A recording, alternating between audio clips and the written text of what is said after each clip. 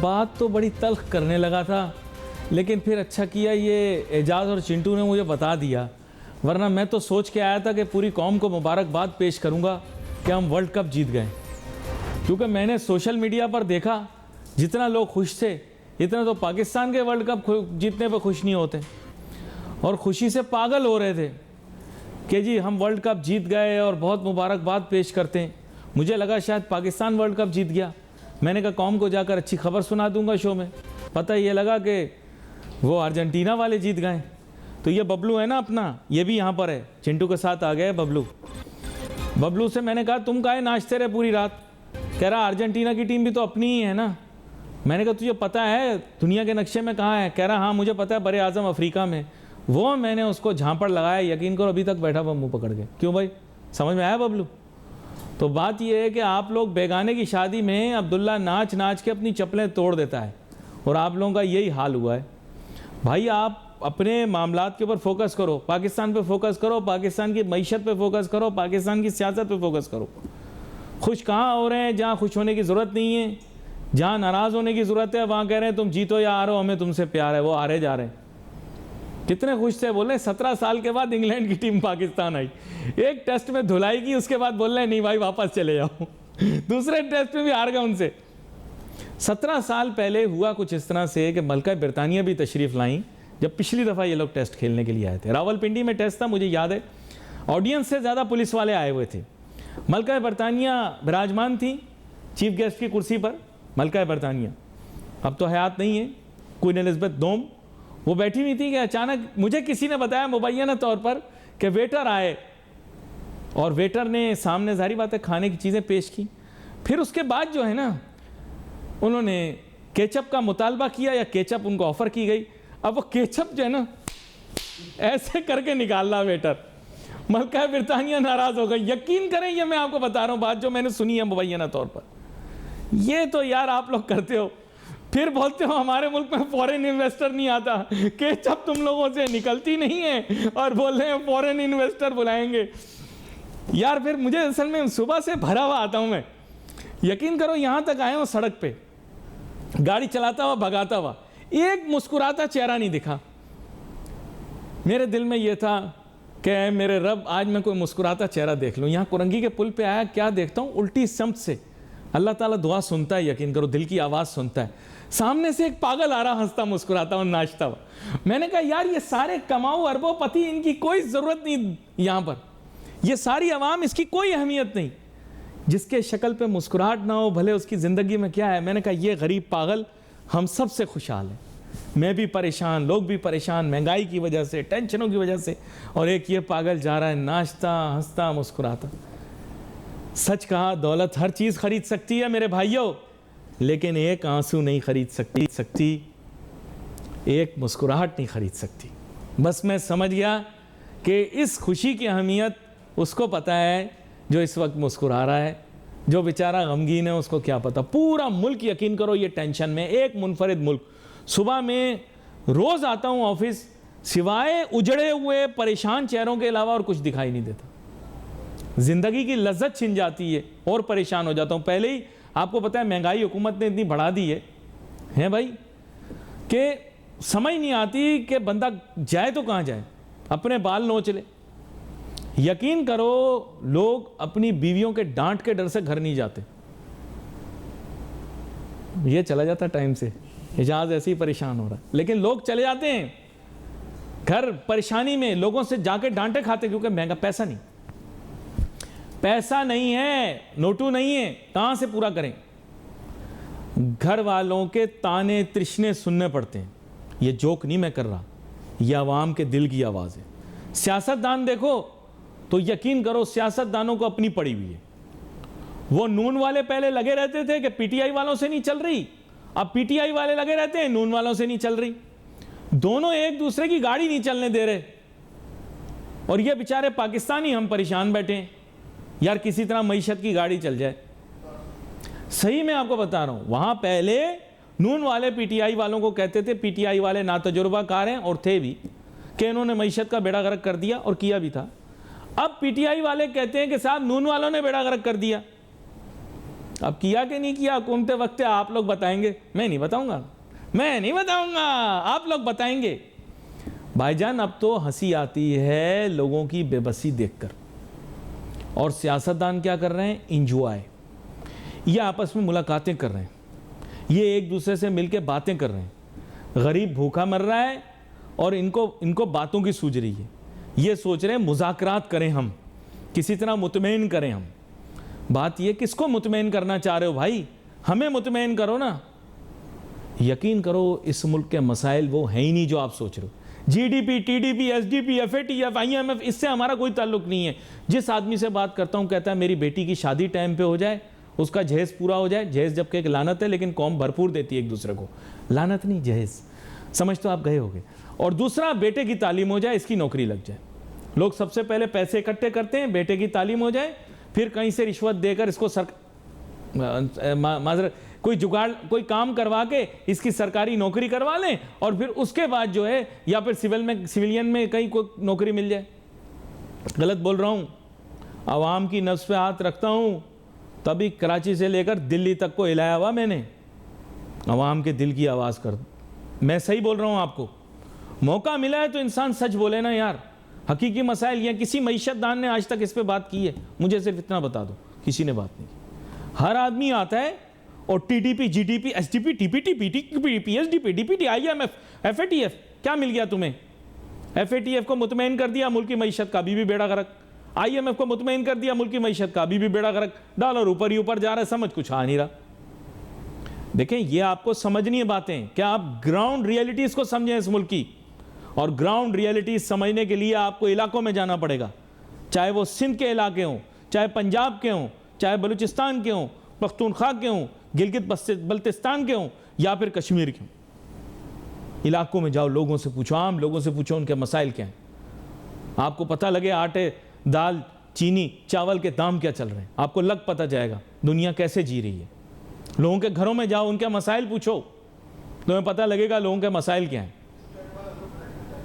लोगों के किसी ने मसाइल पूछे नहीं, हल क्या करने निकले हो यार, समझ कुछ आ नहीं रहा। लोगों के मसाइल जाके पूछो कि तुम्हारे मसाइल क्या हैं। गलियों में जाओ, इलाकों में मैं जाता हूं, मैं देख कर आता हूं। कराची शहर के अंदर बच्चों के पाँव में ना जूती है, ना जिस्म पे कपड़े, मैंने देखा कच्ची आबादियों के अंदर। आप मजाक समझ रहे हो, मजाक नहीं है, ये रियलिटी है।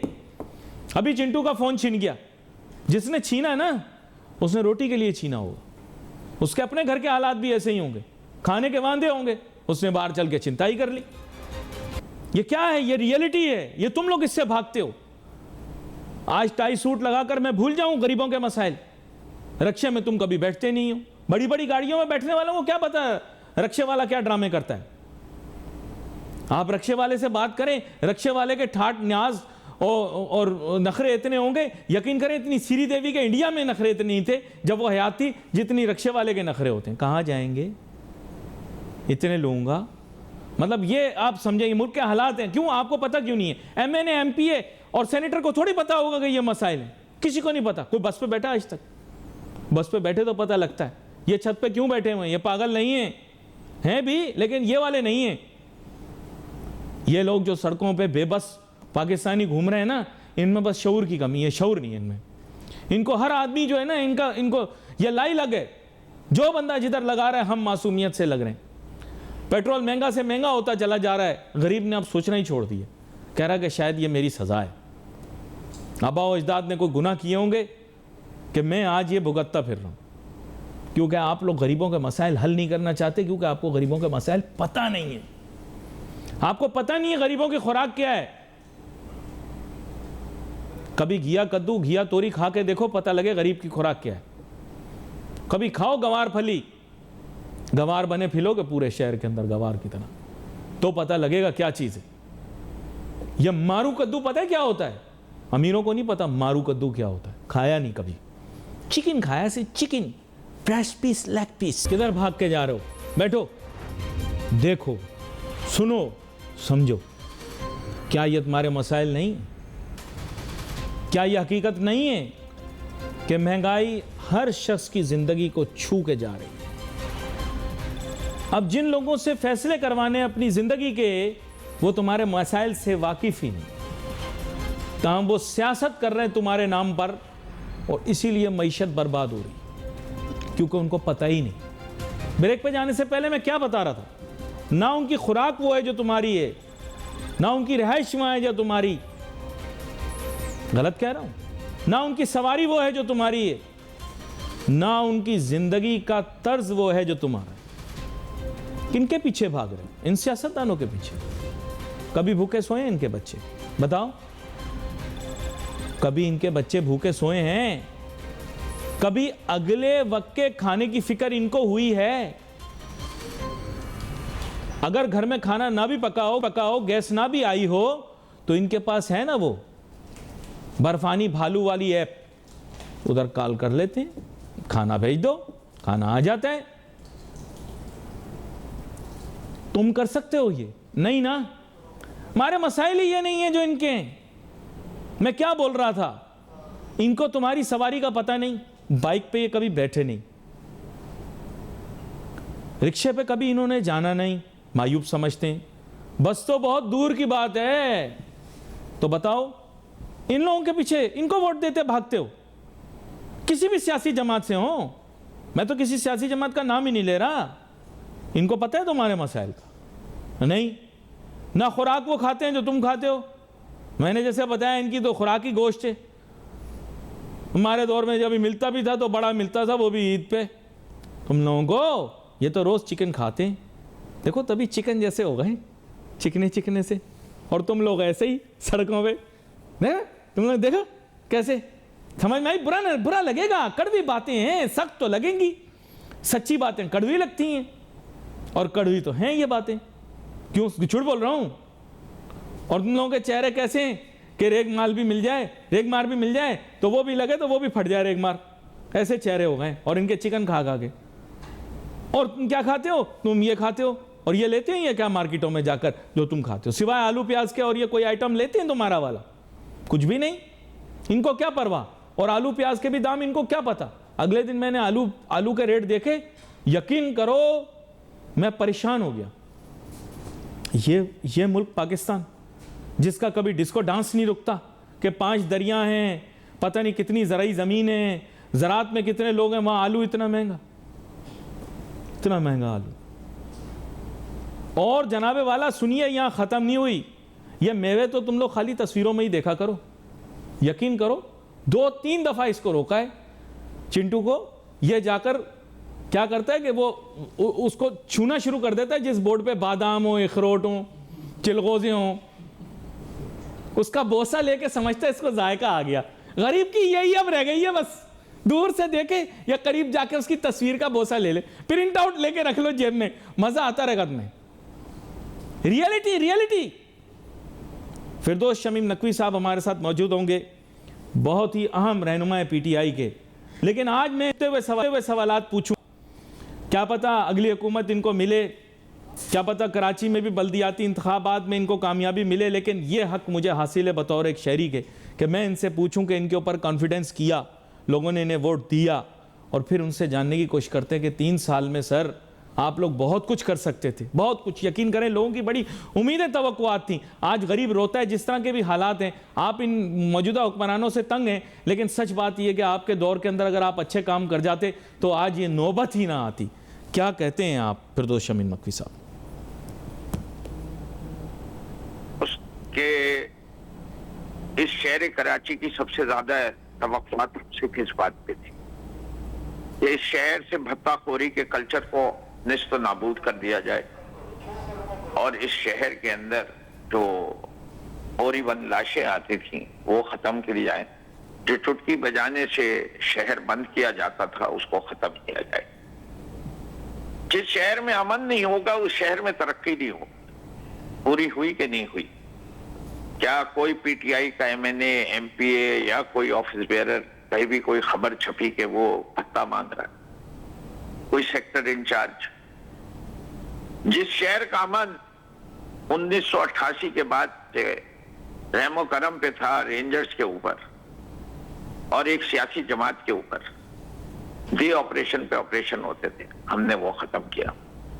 दूसरी चीज 1100 अरब, ये जो सूबे में जिन कामों का आप बात कर रहे हैं, वो या बल्दियाती निजाम की बात है या सूबाई हुकूमत की बात है। मुल्क के लिहाज से बात करते हैं कि पीटीआई ने क्या नहीं किया। सबसे पहले बता दो, कोविड के मर्ज जो आया था, ये जो वबा थी, इसने दुनिया को कितना तबाह किया और पाकिस्तान को निस्बतन कितना तबाह किया। क्या आपकी हुकूमत ने गरीब को बचाया कि नहीं बचाया? क्या इसमें भूख और अफलास आने दी या नहीं आने दी? या सिंध में कोई आदमी भूख से मर गया, जितने लोग थे उनको उनके घरों पे पैसे पहुंचाए गए कि भूख घर ना कर सके। उसको बाद मईशत को खड़ा करने के लिए कामयाब नौजवान, कामयाब किसान, आपकी agriculture growth rate highest, large scale manufacturing highest. 50 साल के बाद मुल्क में पानी के डैम बनने शुरू हुए। आपका एनवायरनमेंट का प्रोग्राम दुनिया ने सराहा, बिलियन ट्री सुनामी। कंस्ट्रक्शन को बूस्ट देने के लिए आपने काम किया। आपने इस मुल्क की एक्सपोर्ट्स जो स्टेगनेंट थी उनको आप जो नवाज शरीफ के दौर में $22 बिलियन पे छोड़कर गए थे, उनको हमने $32 बिलियन पे पहुंचा दिया। आप जो है कोई शोबा देख लें, 54 लाख नौकरियां दी 3 साल में, जो कि हाईएस्ट है। 2 years continuous growth rate of around 6%, 17 years में पहली दफा हुआ। इन सारी मुश्किलात के बावजूद जो हमने कोविड की सूरत में फेस की, जो सप्लाई चेन डिस्टर्ब होने के सूरत में फेस की, कमोडिटी प्राइसेस बढ़ने की सूरत में देखी, आपकी agriculture growth rate record highest, large scale manufacturing recorded highest, आपकी एक्सपोर्ट्स हाईएस्ट, आपकी रेमिटेंसेस हाईएस्ट, नौकरियां हाईएस्ट, टूरिज्म, अगर कोविड नहीं आता हमने टूरिज्म को पाकिस्तान का डेस्टिनेशन नंबर 1 करवा दिया। क्या चाहते थे आप? और 3 साल के अंदर क्या किया जा सकता था, जबकि साजिश पे साजिश हो रही है। बात यह है कि आपकी अचीवमेंट्स और की तो कराची के हवाले से भी अगर आप देने 1100 अरब का पैकेज, जिसमें से 700 अरब वफाक ने दिए, जिसमें से नालों का काम शुरू हो गया, नाले बने, नालों की वजह से इस दफा बारिश में शहर डूबा नहीं कराची का। आपका K4 का पानी का मंसूबा शुरू हो गया दोबारा, और वो खुद खुर्शीद शाह ने दोबारा वापस के वो के जो हम सितंबर में कर रहे थे, अब वो मार्च 2024 में करेंगे मंसूबा मुकम्मल। आपका कराची सर्कुलर रेलवे पे काम शुरू हो गया, फ्रेट कॉरिडोर पे काम शुरू करवाया हमने के शहर से जो है वो पोर्ट धाबेजी तक जो है वो कंटेनराइज पूरे कंटेनर धाबेजी चले जाएं और शहर की सड़कों पे बोझ कम हो। जितने बड़े मंसूबे थे शहर के, उसके ऊपर हमने किया। ग्रीन लाइन आपकी ऑपरेशनल हो गई, ग्रीन लाइन का अगले का फेज जो है वो उस पर काम जारी हो सारी। मैंने देखे आपकी अचीवमेंट्स को रिकग्नाइज किया, मैं आपकी किसी भी बात की नफी नहीं करता, लेकिन मैं अब उस जानिब आपको लेकर आता हूं कि जो काम ना हो सके और बड़ी आसानी से हो सकते थे। एक काम और भूल गया, अर्ली सेंसस, जो कि इस शहर की तरीना डिमांड थी, तो वो हुआ नहीं है ना अभी तक। देखिए साहब, पहली चीज फैसला करना हो गया, पैसे मखलस करने हो गए, फिजिकली एग्जीक्यूट। खुद कल की हेडलाइन थी कि मार्च में तक सेंसस के रिजल्ट मिल जाएंगे तो हम डिलिमिटेशन कर लेंगे इलेक्शन कमीशन की। तो काम हो रहा है ना, नतीजा एक दिन में तो नहीं आता। ये तो नहीं एक्सपेक्ट करें ना नासिर साहब कि आज मैंने हुकूमत संभाली और कल जो है वो काम मुकम्मल हो जाए। ये अलादीन का चराग नहीं है भाई, ये इंसानी हुकूमत है। नहीं, मैं तो कतई ये नहीं कह रहा। मैं देखें आपको जो बात कह रहा था वो उसकी ओरिएंटेशन फ़र्क थी। कतई ये बात नहीं है कि आपकी हुकूमत ने कारकर्दगी दिखाई, काम किए, लेकिन जो देखें लोगों की उम्मीदें तवक्कुआत बढ़ जाती हैं, कुछ बढ़ा भी दी गई थी। देखें सबसे पहला देरीना मुतालबा था VIP कल्चर का ख़ात्मा, कोटा सिस्टम का ख़ात्मा। इसके हक़ में आप भी होंगे, मुझे पता नहीं कि आपकी पार्टी ने क्यों नहीं किया। तीसरा ये है कि मेरिटोक्रेसी का क़याम, ये वो काम है जिनके लिए कोई पैसे नहीं मुख्तस करने की ज़रूरत थी सर। कुछ पैसे, ये जितने माफियाज हैं मुल्क के अंदर, इनके खिलाफ कम अज़ कम एक महाज खोलना, हमारे यहाँ नहीं, माफिया आप इसमें ऐड कर ले, मैं आपको करप्शन का खात्मा। तो वो तो हम चाहते हैं ना, हमने कब मना नहीं, किया नहीं, करप्शन का देखिए, खात्मा ना करें, आप करें।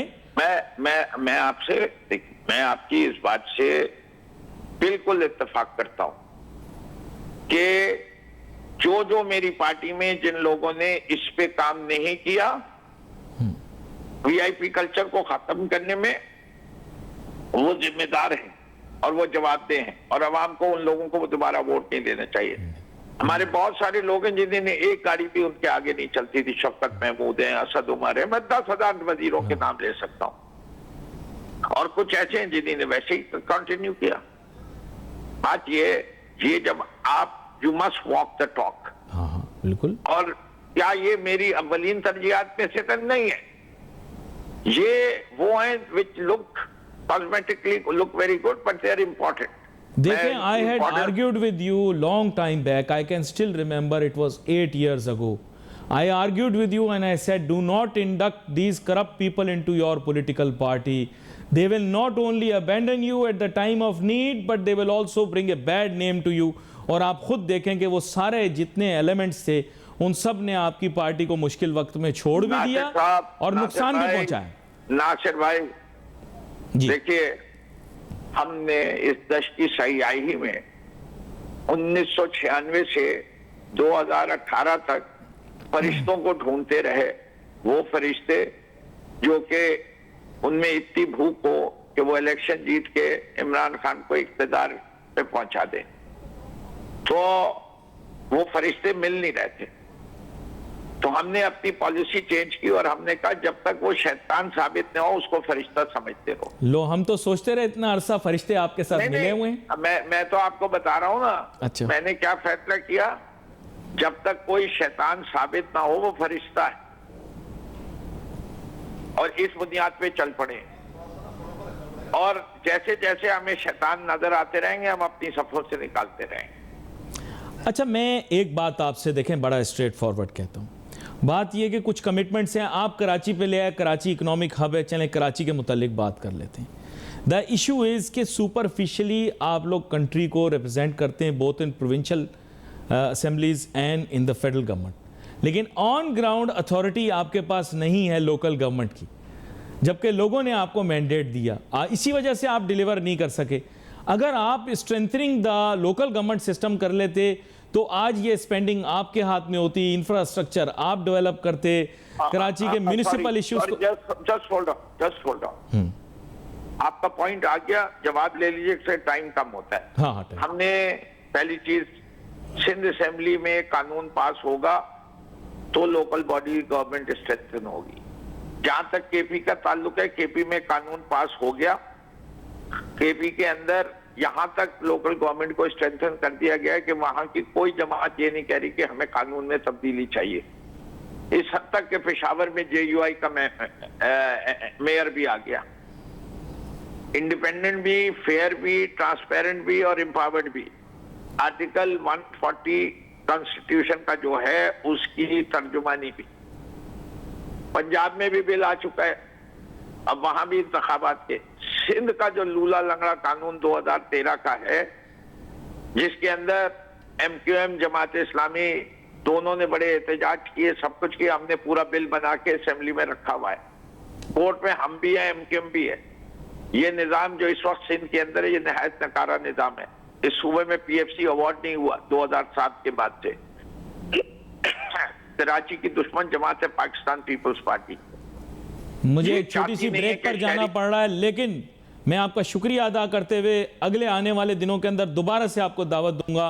असल बात यह है कि फिरदौस शमीम नकवी साहब का एहतराम भी बहुत करता हूं और जिरा भी ज़्यादा नहीं करता, और बात यह है कि उन्होंने अपनी तरफ से बहुत सारे मंतक भी पेश किए, लेकिन बात यह है कि कुछ ग्राउंड रियलिटीज़ जो हैं उनको फेस करना बहुत ज़रूरी है।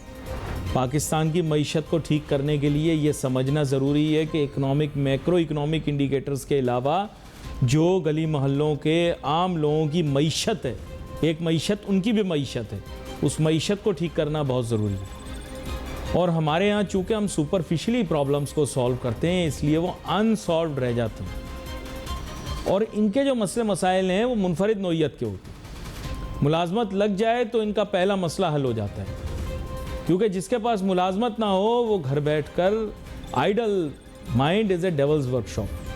उसके जहन में खुराफात आती हैं, चाहे वो कोई भी हो, गरीब आदमी, दरमियाने दर्जे का या अमीर, मसरूफ़ हो जाए तो उसका मसला हल हो जाता है। तो सबसे पहली जो चैलेंज वाली जो प्रॉब्लम या जिसको हमने इशू को सॉल्व करना है वो है आपके यहाँ एम्प्लॉयमेंट। तो आप मुलाजमत लोगों को देना शुरू कर दें, मसला काफ़ी हद तक सॉल्व हो जाए। फिर मसला आ गया महंगाई का। महंगाई का मसला क्या है? लोगों की तनख्वाह कम है, इखराजात ज़्यादा हैं। तनख्वाह बढ़ा दो, तनख्वाह बढ़ाने के आपके पास सिस्टम ही मौजूद नहीं। देखें, जितनी आपकी महंगाई बढ़ी है उतनी आपकी तनख्वाहें नहीं बढ़ी, जिसकी वजह से आपके मुल्क में ये क्राइसिस है। नहीं, मैं आपको सही बात बता रहा हूँ। आप खुद देखें, आप खुद कैलकुलेशन कर लें। जो मुलाजमत या मुलाजमत पेशा लोग प्रोग्राम देख रहे हैं वो ये देखें कि उनकी तनख्वाह सन 2000 में कितनी थी और सन 2022 में कितनी है दिसंबर में। देखिए, सीधा सीधा हिसाब कर लें ना, तो वो देखेंगे कि उनकी तनख्वाह में इतना ज़्यादा इजाफा नहीं हुआ जितना महंगाई में इजाफा हो गया। 2008 में यही डॉलर 60 रुपए का था, आज वही डॉलर 250 रुपए में मुयस्सर नहीं है। महंगाई अलहदा है, डॉलर की कदर में इजाफा अलहदा है। तो अब आप मुझे बताइए कि 2008 में 2007 या 2008 में डॉलर 60 रुपए का था, आज डॉलर 250 रुपए में नहीं मिल रहा ओपन मार्केट में। लोग कह रहे हैं, मुझे नहीं पता, लोग कह रहे हैं, खबर चल रही है। तो आप इसके दरमियान जो इतना बड़ा खलीज पैदा हुआ है उसको कवर किया आपकी तनख्वाह ने? नहीं। आपकी प्रॉपर्टी ने भी नहीं किया, आपकी रियल एस्टेट ने भी नहीं किया। आपका, अगर मैं आपको गारंटी देता हूं कि डिफेंस में अगर मकान जो था तब लेट से 2005 में सबसे ज़्यादा पीक मारी है, तो आप ऐसे समझ लें कि 500 गज़ का घर जो होगा वो 2.5-3 करोड़ रुपए का 2005 में, ठीक है। 8 तक उसमें इतना इजाफा नहीं हुआ क्योंकि मईशत जो थी वो फिर खोखली थी, सिर्फ नोटू पकड़ रहे थे हम बंदे देखे, मुशर्रफ साहब की जो मईशत थी, सही है। तो बात ये 2008 तक भी उसमें इतना इजाफा नहीं हुआ था, लेकिन आज की तारीख में वो मकान 11 करोड़ का होगा, 12 का होगा। ब्रोकर से पूछेंगे तो वो 15 बोल देगा, लेकिन 10-11 करोड़ का होगा, ठीक है। लेकिन अब बात यह कि क्या डॉलर के हिसाब से आपके मकान की कदर में इजाफा हुआ या नहीं हुआ? आप कैलकुलेशन करें। आप कैलकुलेशन करेंगे तो आपको पता लगेगा कि आपके मकान की कदर में इजाफा नहीं, और डॉलरों में उतना ही है या उससे कम है। डॉलरों में उतने का ही है या उससे कम है। अपनी सोच डॉलर में ले आओ, मुल्क का मुस्तकबिल आपका ठीक हो जाएगा। लोग बुरा मानते हैं, मैं उनको कहता हूं भाई आप सोचो, डॉलर में सोचो। दुनिया की करेंसी डॉलर है। लोगों ने मेरी बहुत तौहीन कर ली, कोई फायदा नहीं। क्यों भागते हो फिर डॉलर के पीछे? अगर रुपए के ऊपर इतना कॉन्फिडेंस है तो भागते हो, तो फिर मानो। मुनाफिक क्यों बनते हो? मुनाफकत नहीं करो, खोलो फेल में तजाद क्यों करते हो? अगर उसके पीछे मरते हो तो सोचो भी उसी के बारे में, जिसके बारे में सोचते हो उसी के पीछे मरो ना। समझ तो गए हो ना? जिसके ख्वाब देखते हो उसी से आगे दिल लगाने की सोचो ना। डॉलर के ख्वाब देखते हो, दिल लगाते हो पाकिस्तानी रुपए से, समझ नहीं आई कोई बात।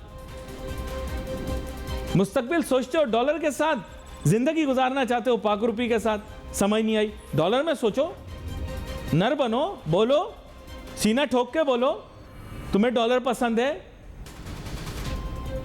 और डॉलर अगर पसंद है तो फिर चीजें डॉलर में सोचो। हर चीज की कदर अगर डॉलर में सोचोगे तो दिमाग तुम्हारा ठीक होगा। स्टॉक एक्सचेंज का क्या बना? डॉलर में नहीं सोचा। स्टॉक एक्सचेंज आज डॉलर के हिसाब से मार्केट कैपिटलाइजेशन कम नहीं। देखो, स्टॉक एक्सचेंज के बारे में आप लोग नाच गाना करते रहे, सट्टेबाज बीच में घुस के अपना सट्टा खेलते रहे, कभी मार्केट को ऊपर कभी मार्केट को नीचे लेके जाते हो। लेकिन बात यह, मार्केट कैपिटलाइजेशन यानी मुकम्मल सरमाया जो मार्केट में मौजूद है वो तो डॉलरों की उसमें सोचो ना, तो डॉलर में तो कम हो गया, वो पहले ज्यादा था। लोग कहते हैं, मैं नहीं कहता, आप कैलकुलेशन करके देख लो अगर मैं झूठा हूं तो। सच और झूठ का फैसला टीवी एंकर ने नहीं करना। सच और झूठ का फैसला ना अली नासिर करेगा, ना शाहजेब खानजादा करेगा, ना वसीम बादामी करेगा। सच का फैसला आप करोगे। आजकल इंटरनेट आ गया यार, फोन खोलो पता लग जाएगा आपको। मईशत का भट्टा बैठ गया क्योंकि आपने डॉलरों में नहीं सोचा। स्टॉक एक्सचेंज आपकी आज उस हिसाब से नहीं बढ़ सकी क्योंकि आपने डॉलरों में नहीं सोचा। आपके मुल्क पे कर्जा चढ़ता चला गया क्योंकि आपने डॉलरों में नहीं सोचा। आपने टैक्स इकट्ठा कर लिया, आपने कुछ फायदा नहीं हुआ आपके मुल्क को क्योंकि आपने डॉलरों में नहीं सोचा। वक्त मेरे पास कम है, आज हम इतना ही बात करेंगे, फिर आगे आने वाले दिनों के अंदर इस मौजू को आगे लेकर चलेंगे। Wait for messages on Facebook. Ali Nasir हमारी टीम जी। अल्लाह हाफिज़।